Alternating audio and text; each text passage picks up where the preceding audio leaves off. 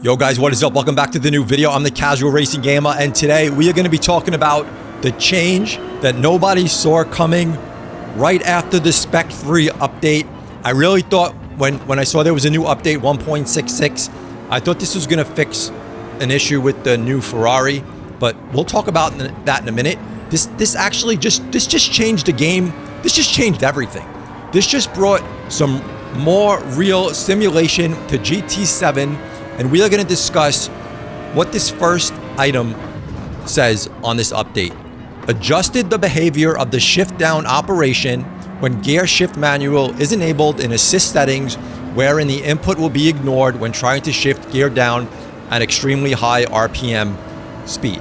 Because this is a game changer, right? This is a game changer. This completely changed the way that people will be driving in GT7. Now, if you've raced in other simulations, especially games like iRacing, if you notice, you can't just shift down and basically span the downshift to slow your car down. So if you're going at high RPMs and you're in a high gear, you can't just go 6, 5, 4, 3, 2, 1 immediately.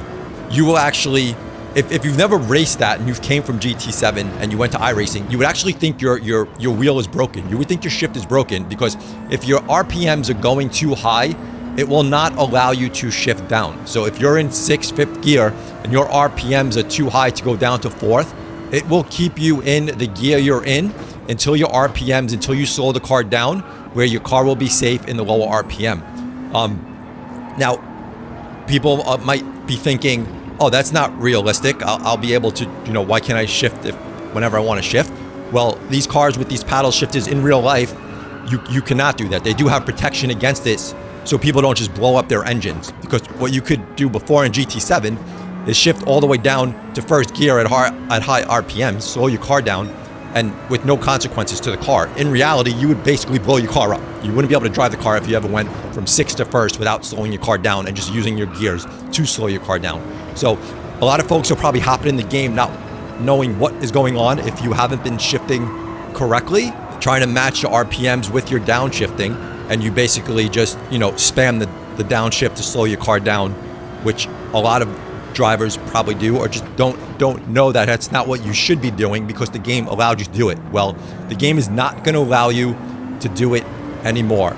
As you see here, you can see that you can't just downshift anymore. It will keep you in the gear until you slow your car down to a safe speed where it will then be able to downshift. So if you are shifting too quickly, your car is going to stay in that gear. You're not going to slow down. So folks that aren't used to that and only play GT7, if you came from other sim racing games, you might be used to slowing the car down correctly and using your gears to shift down correctly, but it might be a change for some people. So you're going to need to slow your car down, and you're not going to just be able to go down, down, down, down, down. You're going to have to be more smooth with it. Slow your car down, downshift, downshift, downshift as you're slowing your car down, right? So it's going to have to match, or you're going to skip downshifting until your car does get to that level. So you might have to click it 2 or 3 times until you get to that level, as shown here, how the downshift is going to work with your braking. What this means for some people, it might mean you might need to start braking earlier. You're not going to be able to brake as late because you're not going to be able to use your gears to slow your car down. You're going to have to brake with your shifting in unison. It's going to have to match up. So this might be a relearning phase for everybody, but I actually think this is a great improvement for a game that wants to be, it's a racing simulation game. It wants to give you the true driving experience. So it should act correctly the way a car would act. Otherwise, everyone would be blowing their car up the way a lot of people have been driving. So I actually think this is a fantastic, unexpected improvement to GT7.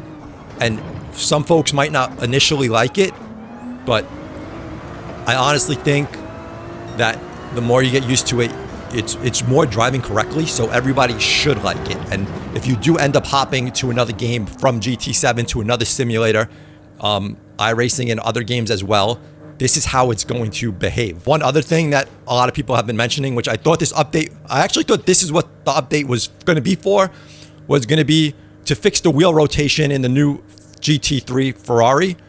As you can see, the wheel doesn't rotate as much as it should. I would like to see the wheel fixed, but I just wanted to tell you guys who might be confused about the new update with the downshifting, which I think this is great, but I want to get your guys' opinion. So leave it in the comments below. Let me know your thoughts on this. Thumb up the video, subscribe, and we'll catch you on the next one. We out of here. Peace.